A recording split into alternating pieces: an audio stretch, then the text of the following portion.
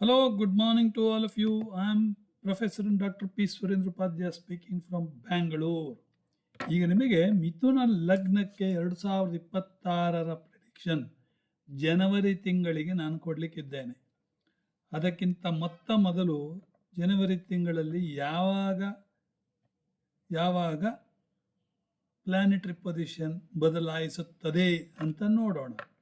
ಈಗ ಜನವರಿ 1ನೇ ತಾರೀಕಿಗೆ ನಾನು ಜಗನ್ನಾಥ್ ಹೋರಾದಲ್ಲಿ ಕುಂಡಲಿಯನ್ನು ಬೆಂಗಳೂರಿನ ಅಕ್ಷಾಂಶ ರೇಖಾಂಶದಲ್ಲಿ ತೆಗೆದುಕೊಂಡಾಗ ಈ ತೋರಿಸಿದ ರೀತಿಯಲ್ಲಿ ಕುಂಡಲಿ ಬಂದಿದೆ. ಏನು? ಮಿಥುನ ಲಗ್ನದಲ್ಲೇ ವಕ್ರಿ ಗುರು. ನಿಮಗೆಲ್ಲ ಗೊತ್ತೇ ಇದೆ, ಗುರು ಮೇ 18ನೇ ತಾರೀಕು 15 ಅಥವಾ 18ನೇ ತಾರೀಕಿಗೆ 2025ಗೆ ಮಿಥುನಕ್ಕೆ ಬಂದಿದ್ದಾನೆ. ಜೂನ್ 2ನೇ ತಾರೀಕಿಗೆ ಕಟಕಕ್ಕೆ ಹೋಗುವನಿದ್ದಾನೆ. ಅದೇ ರೀತಿ ಶನಿ ಕೂಡ ಮಾರ್ಚ್ 2025 ಬಂದಿದ್ದಾನೆ. Another 2 years he will be staying in Pisces. ಯಾರು ಮೀನರಾಶಿಯವರಿದ್ದರೆ ಅವರಿಗೆಲ್ಲ ಸಾಡೆ ಸಾತಿ, ಕುಂಭರಾಶಿಯವರಿಗೂ ಸಾಡೆ ಸಾತಿ, ಮೇಷರಾಶಿಯವರಿಗೂ ಸಾಡೆ ಸಾತಿ. ಓಕೆ, ಇಂಥ ಸಮಯದಲ್ಲಿ ಕೆಲವರು ಬೀಳ್ತಾರೆ, ಕೆಲವರು ಜಾಬನ್ನು ಕಳ್ಕೊಳ್ತಾರೆ. ಇದೆಲ್ಲ ನಿಮ್ಗೆ ಗೊತ್ತಿರಬೇಕಾದ್ದು. ಆರೋಗ್ಯದಲ್ಲಿ ಹಾನಿ ಆಗ್ತದೆ, ಪ್ರೊಫೆಷನಲ್ಲಿ ಹಾನಿ ಆಗ್ತದೆ, ಪ್ರತಿಯೊಂದು ನೀವು ನೋಡಬೇಕಾದ. ಆಮೇಲೆ ಶನಿಯ ದೃಷ್ಟಿ, ಸಪೋಸ್ ಕನ್ಯಾ ಲಗ್ನದವರಿದ್ದರೆ 12ನೇ ಮನೆ ಮೇಲೆ ಶನಿ ದೃಷ್ಟಿ ಬಿದ್ದರೆ, ಇಲ್ಲಿ ರಾಹು ದೃಷ್ಟಿ ಇದೆ. ಅದರಿಂದ ಅವರಿಗೆ ರಾಹು ಮೇ ತಿಂಗಳಲ್ಲಿ ಕುಂಭಕ್ಕೆ ಎಂಟ್ರಿ ಆಗಿದ್ದಾನೆ. ಒಂದು ವಾರದಲ್ಲೇ ಒಬ್ಬರಿಗೆ ಕ್ಯಾಲಿಫೋರ್ನಿಯಿಂದ ಟೆಕ್ಸಾಸ್ಗೆ ಟ್ರಾನ್ಸ್ಫರ್ ಆಯಿತು. ಇನ್ನು ಕೆಲವರಿಗೆ ಮ್ಯಾಕ್ಡೊನಾಲ್ಡಿಂದ ಡಿಮಾರ್ಟಿಗೆ ಟ್ರಾನ್ಸ್ಫರ್ ಆಯಿತು. ಹೀಗೆ ಒಬ್ಬೊಬ್ಬರಿಗೆ ಒಂದೊಂದು. ಎಲ್ಲ ಕನ್ಯಾ ಲಗ್ನದವರೇ. ಯಾಕಂದರೆ 12ನೇ ಮನೆ ಟ್ರಾನ್ಸ್ಫರ್ಸ್, 12ನೇ ಮನೆ ಶಿಫ್ಟಿಂಗ್ ಆಫ್ ಪ್ಲೇಸ್, 12ನೇ ಮನೆ ಆಸ್ಪತ್ರೆ, 12ನೇ ಮನೆ ಲಾಸಸ್, 12ನೇ ಮನೆ ಖರ್ಚುಗಳು, 12ನೇ ಮನೆ ನಿದ್ರಾಹೀನತೆ. ಇದೆಲ್ಲ ತಿಳ್ಕೊಳ್ಬೇಕಾಗಿದೆ, ಆಯಿತಾ? ಈಗ ಕೇತು 3ನೇ ಮನೆಯಲ್ಲಿದ್ದಾನೆ ಅದೇ ದಿವಸ. ಆಮೇಲೆ 7ನೇ ಮನೆಯಲ್ಲಿ ರವಿ, ಶುಕ್ರ, ಕುಜ, ಬುಧ, 4 ಗ್ರಹಗಳು ಧನುರಲ್ಲಿದ್ದಾರೆ. ರಾಹು ಇನ್ನು 1 ವರ್ಷ 9ನೇ ಮನೆಯಲ್ಲಿ, ಮಿಥುನ ಲಗ್ನದವರಿಗೆ 9ನೇ ಭಾಗ್ಯದಲ್ಲೇ ಇದ್ದಾನೆ. ಸೊ ಒಳ್ಳೆಯದಾಗ್ತದೆ. ಶನಿ 10ನೇ ಮನೆ ದಶಮ ಸ್ಥಾನದಲ್ಲಿ. ಚಂದ್ರ ಈಗ ವೃಷಭ ರಾಶಿ. ನಾವು ಚಂದ್ರನನ್ನು ತೀರ್ಕೊಳ್ಳೋದಿಲ್ಲ ಇಲ್ಲಿ. ಸಾಮಾನ್ಯವಾಗಿ ಅದು 2.25 ದಿವಸಕ್ಕೆ ಬದಲಾವಣೆ ಆಗೋದ್ರಿಂದ ಚಂದ್ರನನ್ನು ಬಿಟ್ಟು ಉಳಿದ ಗ್ರಹಗಳನ್ನು ನಾನು ತೆಗೆದುಕೊಳ್ತೇನೆ, ಆಯಿತಾ? ಸೊ ಜನವರಿ 13ನೇ ತಾರೀಕು ನೋಡಿ, ಇದು 14ನೇ ತಾರೀಕು, 13 ಜನವರಿ ಏನಾಗಿದೆ ನೋಡೋಣ. 13 ಜನವರಿಗೆ ಇಲ್ಲಿ ನೋಡಿ ಶುಕ್ರ ಮಕರಕ್ಕೆ ಹೋಗಿದ. ಅದೇ 14ನೇ ತಾರೀಕು ಜನವರಿ 14ಕ್ಕೆ ಮಕರ ಸಂಕ್ರಾಂತಿ. ನಮ್ಮೂರಿನಲ್ಲಿ ಗುರು ನರಸಿಂಹಕ್ಕೆ ಹಬ್ಬ ಆಗ್ತದೆ. ಓಕೆ, 14 ಮಕರ ಸಂಕ್ರಾಂತಿ, 15, 16ರಂದು ಹಬ್ಬ ಆಗ್ತದೆ. ಸಾಲಿಗ್ರಾಮ ಗುರು ಕೋಟ 14 ಗ್ರಾಮದವರೆಗೆ ಯಾರು ಗುರುಗಳಿಲ್ಲ. ಗುರು ನರಸಿಂಹನೇ ಗುರು. ನಾವು ಪಾದಪೂಜೆ ಮಾಡುವವರಲ್ಲ, ತಿಳ್ಕೊಳ್ಳಿ, ಆಯಿತಾ? ಇಲ್ಲಿ 14ನೇ ತಾರೀಕು ರವಿ ಶುಕ್ರನ ಜೊತೆ ಜಾಯ್ನ್ ಆದ. ಮತ್ತು ಉಳಿದದ್ದು ಎಲ್ಲ ಹಾಗೇ ಇದೆ. ಹಾಗೆ ಇನ್ನು ಕೆಳಗಡೆ ಹೋಗೋಣ. ಕೆಳಗಡೆ ಹೋದಾಗ 16 ಜನವರಿಯಲ್ಲಿ ಏನಾಯಿತು ನೋಡಿ ಇಲ್ಲಿ. ಸೊ ಕುಜನೂ ಕೂಡ ರವಿ ಶುಕ್ರನೊಳಗೆ ಸೇರಿಬಿಟ್ಟ. ಕುಜ ಉಚ್ಚ ಇಲ್ಲಿ. ಆಮೇಲೆ 18ನೇ ಜನವರಿ ತನಕ ಬುಧ ಕೂಡ ಮಕರಕ್ಕೆ ಹೋದ ನೋಡಿ. ಶುಕ್ರ ಬುಧ ಲಕ್ಷ್ಮೀನಾರಾಯಣ ಯೋಗ, ರವಿ ಕುಜ, ರವಿ ಬುಧ ಬುಧಾದಿತ್ಯ ಯೋಗ. ಸೊ ರವಿ ಕುಜ ಶತ್ರುಗಳು ಒಟ್ಟಾರೆ, ಆಯಿತಾ? ಸೊ ಇದನ್ನು ಯಾಕೆ ಹೇಳ್ತಾ ಇದ್ದೀನಿ ಅಂದರೆ, ಇದು ನಿಮಗೆ ಆಮೇಲೆ ಜನವರಿ 31ರವರೆಗೆ ಅದೇ ರೀತಿ ಪರಿಸ್ಥಿತಿ ಇದೆ. ಇಲ್ಲಿ ತೋರಿಸಿದ ಪರಿಸ್ಥಿತಿಯೇ ಇದೆ, ಆಯಿತಾ? ಸೊ ಇವಾಗ ನಿಮಗೆ ಏನು ನಾವು ಹೇಳಬೇಕಂದ್ರೆ, ಸೊ ದೃಷ್ಟಿಗಳು ಇಲ್ಲಿ ಏನು ದೃಷ್ಟಿಗಳು? ಶನಿ ದೃಷ್ಟಿ ಏನು ಮಾಡ್ತದೆ? ವಿಳಂಬ ಮಾಡ್ತದೆ. ಗುರು ದೃಷ್ಟಿ ಶುಭ ದೃಷ್ಟಿ. ಶನಿ ದೃಷ್ಟಿ ಎಲ್ಲೆಲ್ಲೂ ಶನಿ ನೋಡ್ತಾನೋ ನಿಮಗೆ ಕೆಟ್ಟದ್ದನ್ನೇ ಮಾಡ್ತಾನೆ. ಶನಿ ಇದ್ದ ಮನೆಯನ್ನು ಒಳ್ಳೇದು ಮಾಡಿ ನೋಡೋ ಮನೆಯನ್ನು ಕೆಟ್ಟದ್ದು ಮಾಡ್ತಾನೆ. ಗುರು ಇದ್ದ ಮನೆಯನ್ನು ಹಾಳು ಮಾಡಿ ನೋಡೋ ಮನೆಯನ್ನು ಒಳ್ಳೇದು ಮಾಡ್ತಾನೆ, ತಿಳ್ಕೊಳ್ಳಿ, ಆಯಿತಾ? ಸೊ ಮತ್ತೆ ಏನು ಇದೆ ಅಂತ ನೋಡೋಣ, ಆಯಿತಾ?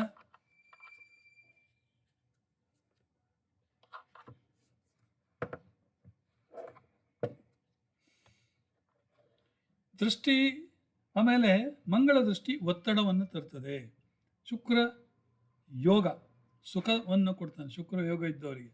ಬುಧ ಸೂರ್ಯ ಬುದ್ಧಿ ಆತ್ಮಯೋಗ ಅಂದರೆ ಬುಧಾದಿತ್ಯ ಯೋಗ ಅಂತ, ಆಯಿತಾ. ಇನ್ನು ಗುರು ಶನಿ ರಾಹು ಕೇತು ಏನು ಒಂದು ರೀತಿಯಲ್ಲಿ ವರ್ಷಾಧಾರದ ಮೇಲೆ ನಾವು ತೆಗೆದುಕೊಳ್ತೇವೆ. ಚಂದ್ರ ದಿನದ ಬದಲಾವಣೆ ಅಂತೇಳಿ ನಾ ಹೇಳಿದಲ್ಲ 2.25 ದಿವಸಕ್ಕೆ ಬದಲಾವಣೆ ಆಗ್ತದೆ. ಗುರು 1 ವರ್ಷಕ್ಕೊಂದ್ಸರಿ ಬದಲಾವಣೆ ಆಗ್ತದೆ, ಆಯಿತಾ. ಗುರು 2026ನಲ್ಲಿ ಗುರುವಿನ ಸಂಚಾರ ವೃತ್ತಿ, ಹಣಕಾಸು, ಅವಕಾಶಗಳು, ವಿವಾಹ, ಮಕ್ಕಳ ಯೋಗ ಇವುಗಳ ಮೇಲೆ ನೇರ ಪರಿಣಾಮ ಬೀಳ್ತದೆ. ಗುರು ಪುತ್ರಕಾರಕ, ಅದರಿಂದ ಮಕ್ಕಳ ಕೊಡೋನೆ ಗುರು. ಆಮೇಲೆ ಜ್ಞಾನಕಾರಕ, ಗುರು ಜ್ಞಾನವನ್ನು ಕೊಡ್ತಾನೆ. ಗುರು ಸಂಚಾರ ಬದಲಾದಾಗ ತಿಂಗಳ ಫಲಗಳು ಕೂಡ ಬದಲಾಗ್ತವೆ. ಗುರುವಿನ ದೃಷ್ಟಿಗಳು ನಿಮಗೆ ತಿಳಿದ ಹಾಗೆ 5, 7, 9 ಇದು ಶುಭ ಅಶುಭವನ್ನು ಕೊಡುವಂಥದ್ದು. ಶುಭ ಅಶುಭ ಏನಿಲ್ಲ, ಗುರುವಿನ ದೃಷ್ಟಿ ಯಾವಾಗಲೂ ಶುಭ. ಶನಿ ವರ್ಷಫಲದ ಸ್ಥಿರ ನಿರ್ಧಾರ. ಓಕೆ, ಶನಿ 2026ರಲ್ಲಿ ಕರ್ಮ ಅಂದರೆ ಒಳ್ಳೆ ಡಿಸಿಪ್ಲಿನ್, ನ್ಯಾಯಾಧೀಶ ಶನಿ. ಆಮೇಲೆ ಹೇರಾಫೇರಿ ಮಾಡಲಿಕ್ಕೆ ಬಿಡುವುದಿಲ್ಲ. ಒತ್ತಡ, ಜವಾಬ್ದಾರಿ, ವಿಳಂಬ, ಸ್ಥಿರತೆ. ಶನಿ ಯಾವಾಗಲೂ ಸ್ವಲ್ಪ ನಿಧಾನ, ಯಾಕಂದರೆ ಮಂದಗ್ರಹ, ದೂರದಲ್ಲಿರುವವನು, ಅತಿ ದೂರದಲ್ಲಿರುವವನು. ಆಮೇಲೆ ಶನಿ ದೃಷ್ಟಿಗಳು ನೀವು ಆಲ್ರೆಡಿ ನಾನು ಹೇಳಿದ್ದೇನೆ. ಓಕೆ, ಸೊ ಗುಣಮಟ್ಟ, ತಿಂಗಳ ಫಲದ ಗುಣಮಟ್ಟವನ್ನು ಬದಲಿಸ್ತದೆ. ಅಂದರೆ 3, 7, 10 ಶನಿಯ ದೃಷ್ಟಿ. ರಾಹು ಕೇತು ಛಾಯಾಗ್ರಹ ಅಂತ ಹೇಳ್ತೇವೆ.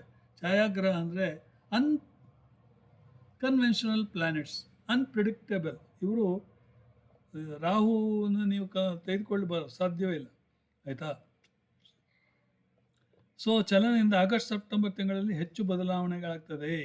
ಇನ್ನು ಮಂಗಳ ಸಂಚಾರ ಶಕ್ತಿ, ವೃತ್ತಿ, ಒತ್ತಡ, ಜಗಳ, ಧೈರ್ಯ, ಅಪಘಾತ, ಜಾಗ್ರತೆ ಇವುಗಳನ್ನು ತಿಂಗಳ ಮಟ್ಟದಲ್ಲಿ ನಾವು ತಿಳಿಯಬೇಕಾಗ್ತದೆ. ಮಂಗಳ ಯಾವಾಗಲೂ ಜಗಳಕೋರ.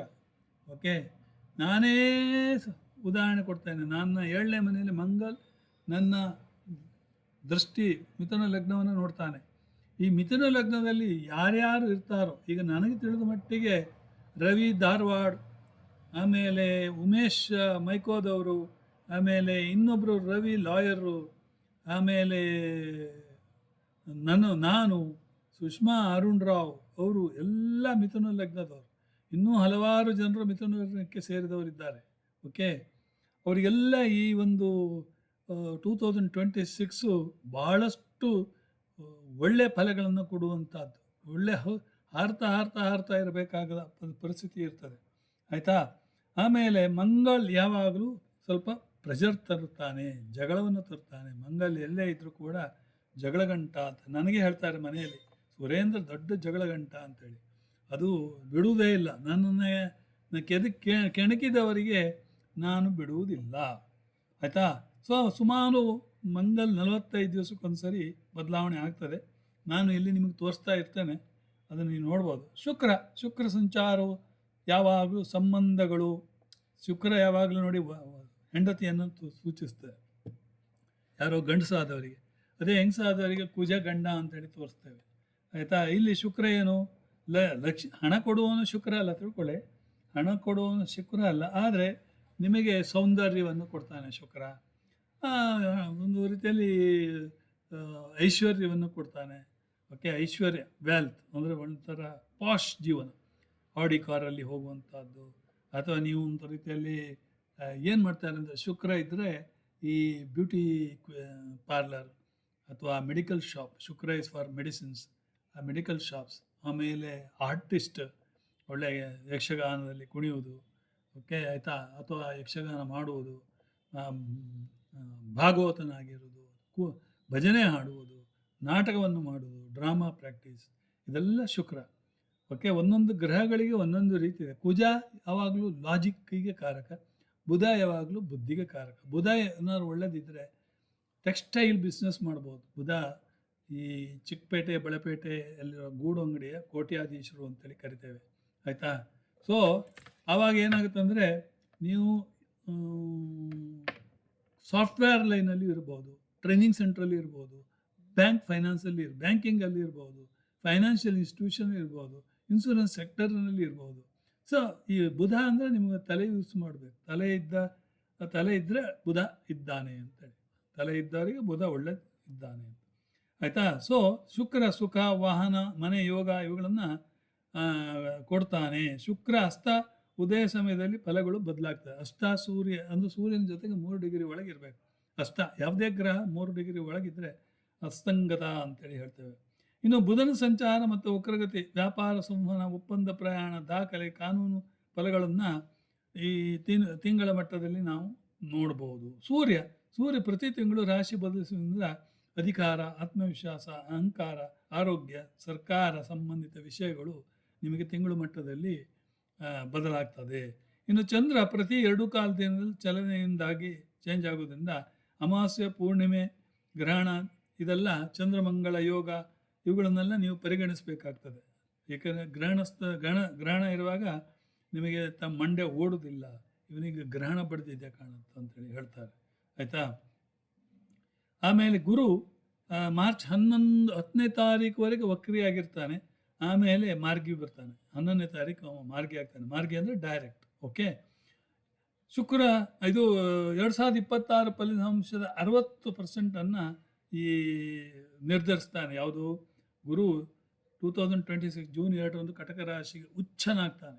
ಸೊ ಅದರಿಂದ ಇಡೀ ವರ್ಷದ ಇದು ನಿಮಗೆ ಮಾರ್ಚಲ್ಲಿ ಹೋದರೆ ಇಡೀ ವರ್ಷದಲ್ಲಿ 60% ತಗೊಳ್ಬೋದು. ಖರ್ಚು ಹೆಚ್ಚಳ, ವಿದೇಶ ಸಂಬಂಧಿತ ವಿಳಂಬ ಆಗ್ಬೋದು ಅಂತಲೇ. ಯಾಕಂದರೆ ಅಲ್ಲಿ ಗುರು 12ನೇ ಮನೆಯಲ್ಲಿ ಬರ್ತಾನೆ. ವಕ್ರಿ ಗುರು ಅಂದರೆ 12ನೇ ಮನೆ, ಆಯಿತಾ. ಸೊ ಈಗ ಜನವರಿ 1ರಿಂದ 12 ನಾವು ಏನು ಹೇಳ್ಬೋದು ಅಂತ ಹೇಳಿದರೆ, ಗುರು ಲಗ್ನದಲ್ಲೇ ರೆಟ್ರೋಗ್ರೇಡ್ ಆಗಿರ್ತಾನೆ, ಆಯಿತಾ. 3ನೇ ಮನೆಯಲ್ಲಿ ಕೇತು ಇದ್ದಾನೆ, ಆಲ್ರೆಡಿ ಹೇಳಿದ್ದೇನೆ ನಾನು. 7ನೇ ಮನೆಯಲ್ಲಿ ಬುಧ, ಸೂರ್ಯ, ಮಂಗಲ್, ಶುಕ್ರ ಎಲ್ಲ ಇದ್ದಾರೆ. ಆಮೇಲೆ 9ನೇ ಮನೆ ರಾಹು, 10ನೇ ಮನೆಯಲ್ಲಿ ಶನಿ. ಆಮೇಲೆ ಕ್ಯಾರಿಯರ್ ವೈಸ್ ನೀವು ನೋಡಬೇಕಾದ್ರೆ ಶನಿ ಭಾಳ ಕಠಿಣ ಕೆಲಸ ಮಾಡುವ. ಶನಿ ಎಲ್ಲೇ ಇರಲಿ ಹಾರ್ಡ್ ವರ್ಕಿಂಗ್ ಪೀಪಲ್ ನಾನು ನೋಡಿದ್ದೇನೆ. ಎಷ್ಟೋ ಜನ ಮಕರ ಲಗ್ನ, ಕುಂಭ ಲಗ್ನದವರೆಲ್ಲ they are all hard working.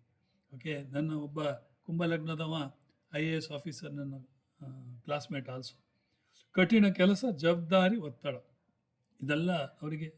ಆಮೇಲೆ 7th house cluster, partnerships, clients, public dealings ಹೆಚ್ಚಿರ್ತದೆ, ಆಯಿತಾ. ಜುಪಿಟರ್ ರೆಟ್ರೋ ಇನ್ ಲಗ್ನ ಏನಾಗುತ್ತೆ ಅಂದರೆ ಓಲ್ಡ್ ಪ್ರಾಜೆಕ್ಟ್ಸ್, ಓಲ್ಡ್ ಕ್ಲೈಂಟ್ಸ್ ಮತ್ತು ಆ್ಯಕ್ಟಿವೇಟ್ ಮಾಡಬೇಕಾಗುತ್ತೆ. ಓಕೆ. ಸೊ ಇನ್ನು ಹಣಕಾಸಿನ ವಿಚಾರದಲ್ಲಿ ಏನು ಅಂದರೆ 7ನೇ ಮನೆಯಲ್ಲಿ ಎಲ್ಲ ತುಂಬಿರೋದ್ರಿಂದ ಬಿಸ್ನೆಸ್ ಇನ್ಕಮ್ ಇನ್ಕ್ರೀಸಸ್. ಅದೊಂಥರ ಬುಧ ಈಸ್ ಫಾರ್ ಬಿಸ್ನೆಸ್, ಶುಕ್ರನೂ ಬಿಸ್ನೆಸ್ಗೆ ತಗೊಳ್ಬೋದು. Okay. So Jupiter pending payments ಬರ್ತಾ ಇರ್ತದೆ, ಯಾಕಂದರೆ ಗುರು ವಕ್ರಿ.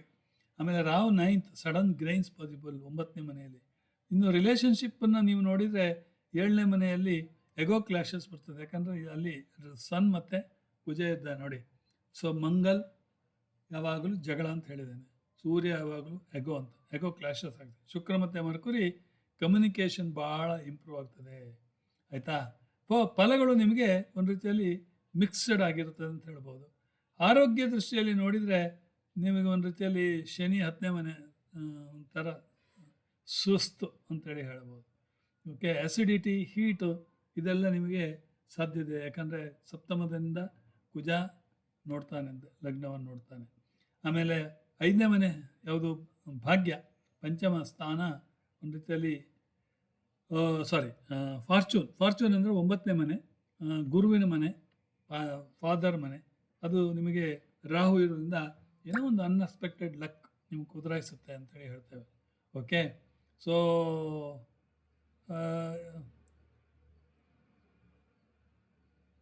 ಆಮೇಲೆ ಕೇತು 3ನೇ ಮನೆಯಲ್ಲಿದ್ದರೆ ಶಾರ್ಟ್ ಟ್ರಾವೆಲ್ಸ್, ಸಣ್ಣ ಪುಟ್ಟ ಪ್ರಯಾಣವನ್ನು ನೀವು ಮಾಡ್ತಾ ಇರ್ತೀರಿ. ಪರದೇಶ ಯೋಗ ಏನಾದ್ರು ಇದೆಯಾ ಅಂತ ಹೇಳಿದರೆ ಇದೆ ಅಂತೇವೆ, ಯಾಕೆಂದರೆ 9ನೇ ಮನೆಯಲ್ಲಿ ರಾಹುವಿನಿಂದ ಬದಲಾವಣೆ ನಿಮಗೆ ಸಾಧ್ಯತೆ ಇದೆ. ಪರದೇಶ ಅಂದರೆ ಹೋಮ್ಲ್ಯಾಂಡಿಂದ ದೂರ ಹೋಗೋದೇ ಪರದೇಶ. ಓಕೆ. ಸೊ ಜನವರಿ 13 ನಿಮಗೆ ಹೇಳಿದ್ದೇನೆ, ಮಕರಕ್ಕೆ ಶುಕ್ರ ಹೋಗ್ತಾನೆ. ಜನವರಿ 14 ಸೂರ್ಯನು ಮಕರಕ್ಕೆ ಹೋಗ್ತಾನೆ. ಸೊ ಇದರಿಂದ ಏನು ಅಂದರೆ 8ನೇ ಮನೆ, ಸೊ ಸನ್ ಮರ್ಕ್ಯುರಿ ಅಲ್ಲಿ 8ನೇ ಮನೆಯಲ್ಲಿ ಸೂರ್ಯ ಮತ್ತು ಶುಕ್ರ ಓಕೆ ಇರ್ತಾರೆ. ಸೊ ಅದರಿಂದ ಒಂದು ರೀತಿಯಲ್ಲಿ ವೃತ್ತಿಯಲ್ಲಿ research, deep thinking, sudden changes ಎಲ್ಲ ಬರುವ ಸಾಧ್ಯತೆ ಇದೆ. ಹಣಕಾಸಿನ ವಿಚಾರದಲ್ಲಿ ಸಡನ್ ಗೇನ್ಸು, ಇನ್ಸೂರೆನ್ಸು, ಇನ್ಹೆರಿಟೆನ್ಸು ಅಥವಾ ಪೆನ್ಷನ್, ಗ್ರ್ಯಾಚ್ಯುಟಿ ಇದೆಲ್ಲ ಬರಲಿಕ್ಕೆ ಸಾಧ್ಯತೆ ಉಂಟು. ಇನ್ನು ಸಂಬಂಧ ಹೇಗಿರುತ್ತೆ ಅಂದರೆ ಶುಕ್ರ 8ನೇ ಮನೆ ಒಂಥರ ಎಮೋಷನಲ್ ಡಿಸ್ಟೆನ್ಸ್ ಇದೇ ಇರುತ್ತೆ, ಡೀಪ್ ಬಾಂಡಿಂಗ್ ಇರ್ತದೆ. ಮಂಗಲ್ ಪ್ಲಸ್ ಸೂರ್ಯ ಅಂದರೆ ಆರ್ಗ್ಯುಮೆಂಟ್ಸ್ ಪಾಸಿಬಲ್ ಆಯಿತಾ. ಆರೋಗ್ಯ ದೃಷ್ಟಿಯಲ್ಲಿ ನೋಡಿದರೆ 8ನೇ ಮನೆಯಲ್ಲಿ ಮಂಗಲ್ ನಿಮ್ಮ ಲೋಯರ್ ಅಬ್ಡಮನ್ ಪ್ರಾಬ್ಲಮ್ ಬರಬಹುದು. ಸೂರ್ಯ ಒಂದು ರೀತಿಯಲ್ಲಿ ನಿಮಗೆ ತಲೆನೋವು, ಹೆಡೇಕ್ಸ್ ಕೊಡಲಿಕ್ಕೆ ಸಾಧ್ಯತೆ ಉಂಟು ಸೂರ್ಯ ಓಕೆ. ಆಮೇಲೆ ಏನು ರಾಹು 9ನೇ ಮನೆಯಿಂದ ನಿಮಗೆ ಭಾಳ ಒಳ್ಳೆಯದೇ ಇದೆ. ಸೊ 8ನೇ ಮನೆ ಅಕ್ಕಲ್ಟ್ ಓಕೆ. 8ನೇ ಮನೆಯಲ್ಲಿ ಯಾವುದಾದ್ರೂ ರಾಹುಗಿವು ಇದ್ದರೆ ಅವರು ಗ್ಯಾರಂಟಿ ರಿಸರ್ಚ್ ಕೂಡ ಮಾಡ್ತಾರೆ ಅಂತ ಅರ್ಥ. ಸೊ 8+9 ಫಾರಿನ್ ಟ್ರಾವೆಲಿಗೆ ನಿಮಗೆ ಒಳ್ಳೆ ರೀತಿಯಲ್ಲಿ ಇದೆ. ಗ್ರಹ ಸ್ಥಿತಿ ನೀವು ನೋಡಿದರೆ ಸೊ ಏನಿರುತ್ತೆ 31ರವರೆಗೆ ರವಿ, ಶುಕ್ರ, ಕುಜ, ಬುಧ ಎಲ್ಲಿದೆ ಮಕರದಲ್ಲಿ ಇರ್ತಾರೆ ತಿಳ್ಕೊಳ್ಳಿ ಆಯಿತಾ. ಸೊ ಅದರಿಂದ ಒಟ್ಟಾರೆ ನಿಮಗೆ ಏನಾಗುತ್ತೆ ಅಂದರೆ ಜನವರಿ ತಿಂಗಳು ಒಂದು ರೀತಿಯಲ್ಲಿ ಉತ್ತಮ ಯೋಗ ಅಂತೇಳಿ ಹೇಳ್ಬೋದು ಓಕೆ. ಸೊ ಇದಿಷ್ಟು ಜನವರಿಗೆ ಸಂಬಂಧಿಸಿದ ಮಿಥುನ ಲಗ್ನದವರ ಒಂದು ಫೇಟ್ ಅದೃಷ್ಟ ಓಕೆ. ಅದೇ ರೀತಿ ಫೆಬ್ರವರಿಗೆ ನೀವು ನೋಡಿದಾಗ ನಿಮಗೆ ಭಾಗ್ಯದಲ್ಲಿ ಈ 4 ಗ್ರಹಗಳು ಬರ್ತಾರೆ. ಅದನ್ನು ಆವಾಗ ಫೆಬ್ರವರಿ ಬಗ್ಗೆ ಹೇಳಿದಾಗ ನಿಮಗೆ ವಿವರಿಸ್ತೇನೆ. ಇಲ್ಲಿಗೆ ನಾನು ನಿಲ್ಲಿಸ್ತೇನೆ. ಜೈ ಹಿಂದ್, ಜೈ ಕರ್ನಾಟಕ.